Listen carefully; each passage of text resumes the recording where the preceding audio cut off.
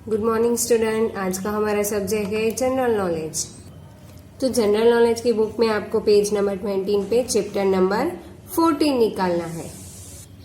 तो chapter number 14 Asian treasuries. तो Asian treasuries का मतलब क्या है? प्राचीन खजाने। तो आज हम चैप्टर नंबर 14 में क्या पढ़ेंगे? प्राचीन खजाने, मतलब हमारे जो प्राचीन बुक्स या किताबें हैं उसके बारे में आज हम देखेंगे।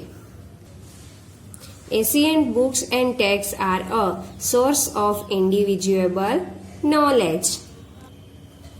मतलब एशियंट मतलब प्राचीन, प्राचीन बुक्स एंड टेक्स्ट मतलब सब्जेक्ट और पाठ। प्राचीन बुक्स और पाठ को सोर्स ऑफ इंडिविजुअल नॉलेज मतलब इंडिविजुअल नॉलेज का सोर्स मतलब इंडिविजुअल नॉलेज का साधन कहा जाता है। प्राचीन किताब और पाठ को इंडिविजुअल नॉलेज का साधन कहा जाता है। They have anchored age through the ages and continue to do so. उससे हमारी कई पीढ़ियों तक मतलब कई सालों तक समृद्ध बनाया है और आगे भी बनाता रहेगा। एंचर्ड का मतलब है समृद्ध बनाना। Match the following ancient books with their authors. तो हमें यहाँ बुक्स, एशियंट बुक्स मतलब प्राचीन बुक्स दी गई है, उसका ऑथर हमें फाइंड करना है। मतलब ऑथर मतलब है लेखक। तो जो बुक्स जिस भी ऑथर ने लिखी है वो हमें फाइंड करना है। देखो यहाँ पे कॉलम ए और कॉलम बी दी गई है। तो फर्स्ट क्वेश्चन क्या है हमारा? First is indica. First is indica. तो इंडिका बुक किसने लिखी है पता है? उसके ऑथर का नाम क्या है? उसके ऑथर का नाम है सी मेगास्थेन्स।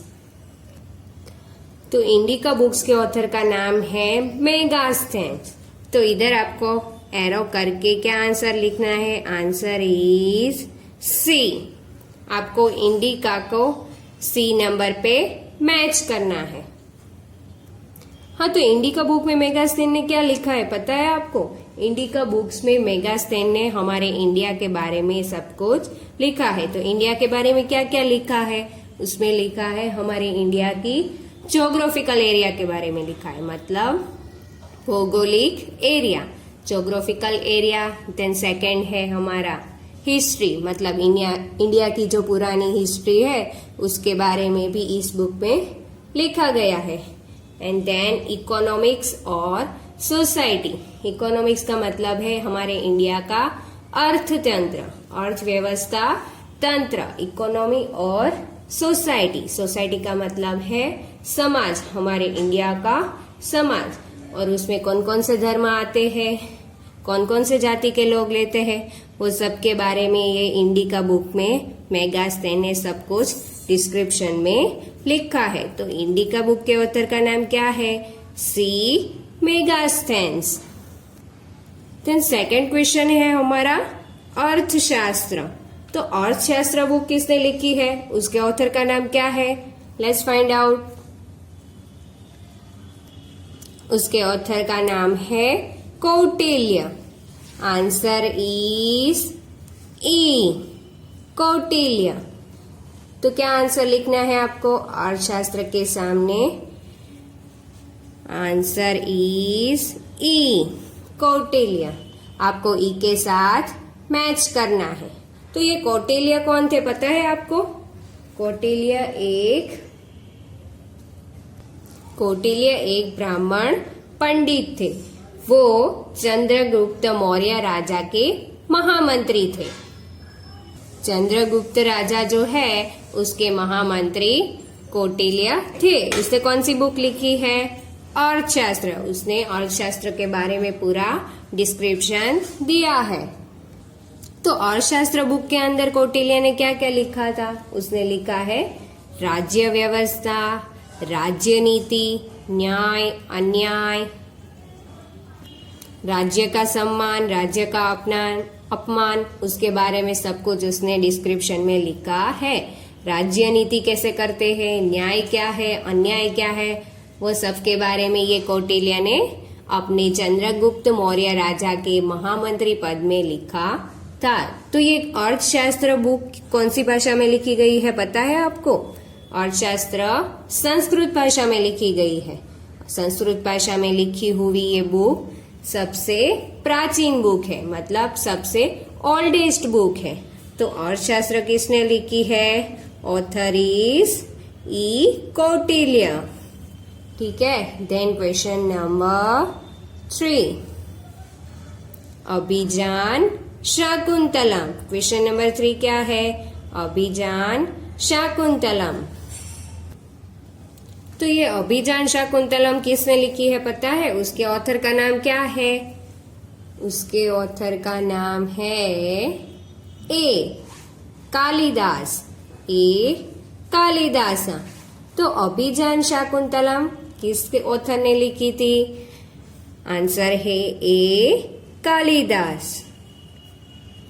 आपको ए के साथ मैच करना है। तो ये अभिजान शाकुंतलम में महान कवि कालिदास ने क्या लिखा था? तो ये कवि कालिदास ने बहुत सारी स्टोरी और बहुत सारी कविताएं लिखी थी। वो एक महान कवि थे। तो अभिजान शाकुंतलम ने उसने कौन सी स्टोरी लिखी है? तो अभिजान शाकुंतलम में उसने राजा दुष्यंत और राजकुमारी शाकुंतला की एक ब्यूटीफुल लव स्टोरी के बारे में लिखा है। तो वो राजमहल में कैसे रहते थे, उसका मैरिज कब हुआ, मतलब उसका विवाह कब हुआ,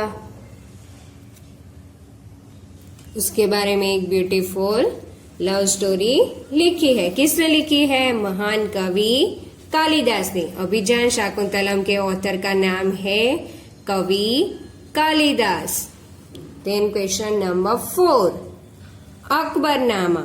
क्वेश्चन नंबर 4 है अकबरनामा। तो अकबरनामा के ऑथर का नाम क्या है? Let's find out. अकबरनामा के ऑथर का नाम है अब्दुल फजल बिन मुबारक। आंसर इज बी, अब्दुल फजल इब्न मुबारक। तो इसने अकबरनामा करके एक बुक लिखी है। तो अकबरनामा किसने लिखा है? आंसर है बी, अब्दुल फजल बिन मुबारक। तो अकबरनामा में समझ में आता है कि किसके बारे में लिखा होगा? राजा अकबर। पुराने जमाने में एक राजा अकबर थे, उसका बहुत बड़ा साम्राज्य था। तो उसके साम्राज्य के बारे में लिखा है। हाँ, तो उसके साम्राज्य के बारे में लिखा है, उसकी विशाल सेना के बारे में लिखा है, उसका बहुत ही बड़ा राज्य था उसके बारे में लिखा है। तो अकबर राजा के शासन में क्या क्या हुआ था उसके बारे में ये अकबरनामा में पूरी डिस्क्रिप्शन लिखी है। किसने लिखी है? अब्दुल फजल बिन मुबारक। तो ये अब्दुल फजल कौन था पता है? ये अब्दुल फजल अकबर राजा के बहुत ही बड़े विद्वान थे, मतलब बहुत ही बड़े ऑथर थे। अकबर राजा के शासन में बहुत ही बड़े विद्वान थे। कौन थे? वो है अब्दुल फजल बिन मुबारक। उसने पूरा अकबरनामा लिखा है, उसमें पूरे अकबर राजा के शासन का पूरा डिस्क्रिप्शन लिखा है। देन क्वेश्चन नंबर हमारा है 5। क्वेश्चन नंबर 5 है इलाद। Question number 5 लियाद। तो लियाद बुक्स में क्या लिखा गया है पता है? वो किसने लिखी है? उसके ऑथर का नाम क्या है? लियाद के ऑथर का नाम है Homer. Answer is F, Homer. तो आपको एफ के साथ मैच करना है। Answer is F, Homer. तो इलाद एक ब्यूटीफुल पोयम है। क्या है? कविता है। लियाद एक ब्यूटीफुल पोयम है, बहुत ही सुंदर कविता है। तो वो कविता किसके बारे में लिखी है पता है आपको? एक राजकुमारी के बारे में ये कविता लिखी गई है। किसने लिखी है? उसके ऑथर का नाम है होमर। तो ग्रीक राजकुमारी हेलन, ग्रीक राज्य की राजकुमारी हेलन के बारे में ये सुंदर कविता लिखी गई है। वो एक बहुत ही सुंदर राजकुमारी थी, तो उसके बारे में ये पोयम लिखी गई है। किसने लिखी है? Answer is F, Homer. Then हमारा क्वेश्चन नंबर 6, महाभारत। तो महाभारत के बारे में तो आप सबको पता ही होगा, आपने टीवी में तो देखा ही होगा महाभारत सीरियल। महाभारत में क्या होता है? तो महाभारत के ऑथर कौन है वो तो आपको पता ही होगा। महाभारत के ऑथर है, आंसर में क्या आएगा? आंसर इज डी, वेदा व्यास। महर्षि वेद व्यास नाम के एक ऋषि मुनि ने पूरी महाभारत लिखी है। तो महाभारत में क्या होता है पता है आपको? महाभारत क्यों लिखी गई थी? महाभारत एक प्राचीन ग्रंथ है, ऐतिहासिक ग्रंथ है। उसमें क्या लिखा गया था? महाभारत में क्या होता था? कौरवों और पांडवों दोनों के बीच क्या होता है? युद्ध होता है। कौरवों और पांडवों के बीच में क्या होता है? युद्ध होता है। उसे कहलाता है महाभारत।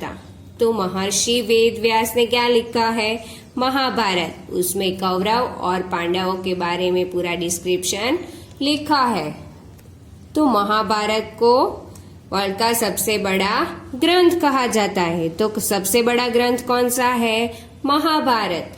तो वो किसने लिखा है? महर्षि वेद व्यास ने। वो एक ऋषि मुनि थी। तो महाभारत में क्या होता था? कौरवों और पांडवों के बीच में जो युद्ध होता है उसके बारे में पूरी डिस्क्रिप्शन मतलब कथाएं लिखी गई है। तो बच्चों आज का हमारा चैप्टर नंबर 14 एशियंट ट्रेजरीज मतलब प्राचीन खजाना, मतलब हमने सभी बुक्स के नाम देखे और उसके ऑथर के नाम देखे हैं ना आज। तो ये चैप्टर नंबर 14 हमारा आज कंप्लीट हो चुका है। अब हम नेक्स्ट वीडियो में मिलेंगे।